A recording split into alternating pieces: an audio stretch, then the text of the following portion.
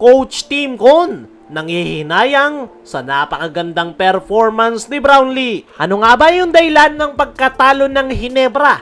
Si Isaac Go nga ba ang nagpatalo? Sa nakalipas nga na second game ng Barangay Ginebra ngayong conference ay nakuha nga nila ang kanilang unang talo kontra NLEX Road Warriors. At ang pinaka-pinagbubuntunan nga ngayon ng sisi ng karamihan sa mga Ginebra fans na naging dahilan kung bakit natalo ang Barangay Ginebra ay itong kanilang kakabalik lang na big man na si Isaac Go. Dahil very crucial nga yung kanyang naging turnover na naging dahilan kung bakit nakapagbaon ng exclamation 3-point shot si Robert Bolick. Para sa akin mga chong, hindi ko alam kung bakit nabitawan ni Isaac Go yung bola. Dahil nasa kanya na nga yung possession at napakaliit lang nung bumabantay sa kanya. Pero out of nowhere, biglang nabitawan ni Isaac Go yung bola. Pwedeng kinakabahan si Isaac Go dahil ito yung first time niyang naglalaro sa Barangay Ginebra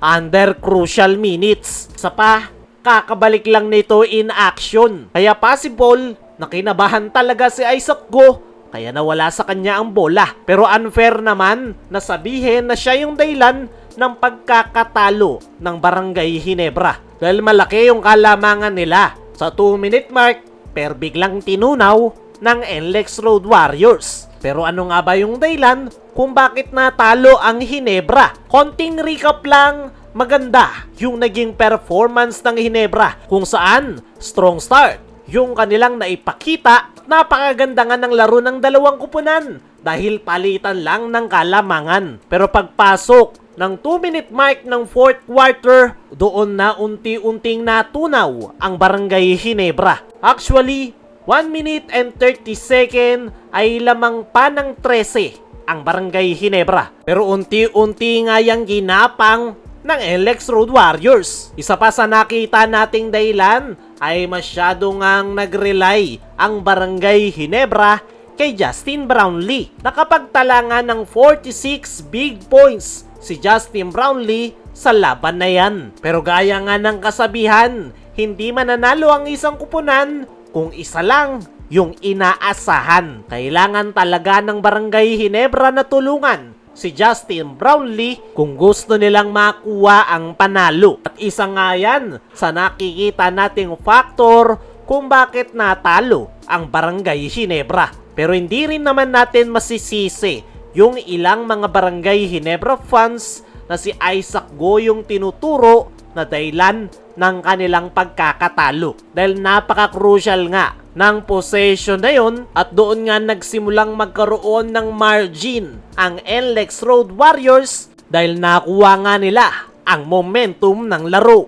Siguro kailangan pa ni Isaac Go na maibalik yung kanyang kumpiyansa sa paglalaro para hindi na maulit yung nangyaring crucial turnover. At naniniwala ako mga chong na babawi itong si Isaac Go para sa Barangay Ginebra. Dahil kung hindi, alam nyo na yung mangyayari sa kanya. Kaya mga chong, ano ang masasabi nyo sa crucial turnover ni Isaac Go? Yun ba yung dahilan kung bakit natalo ang Barangay Ginebra?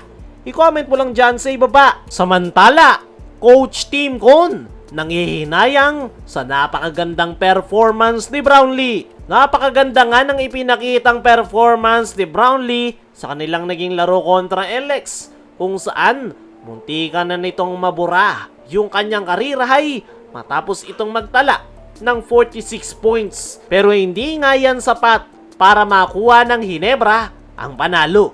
At ayon nga sa naging latest interview ni Coach Tim Con ay aminado nga ito na sinayang nila yung naging great performance ni Justin Brownlee kontra NLEX Road Warriors. Ginawa nga daw ni Justin Brownlee ang lahat ng kanyang makakaya para tulungan ang Ginebra. Pero hindi nga daw nila nagawang matulungan si Justin Brownlee. Kaya naman, nabigo nga daw sila na makuha ang panalo. Masaya nga si Coach Tim sa performance ni Brownlee, pero mas malungkot naman ito dahil hindi nga daw nila nakuha ang panalo, which is yun nga daw yung pinaka-importante sa lahat. Nabanggit nga rin ni Coach Tim yung naging 4-point shot ni Scottie Thompson. Hindi nga raw nag-draw ng play si Coach Tim Cone at hinayaan niya nga daw yung kanyang mga players na dumiskarte na lang. Kaya mga chong, ano ang masasabi nyo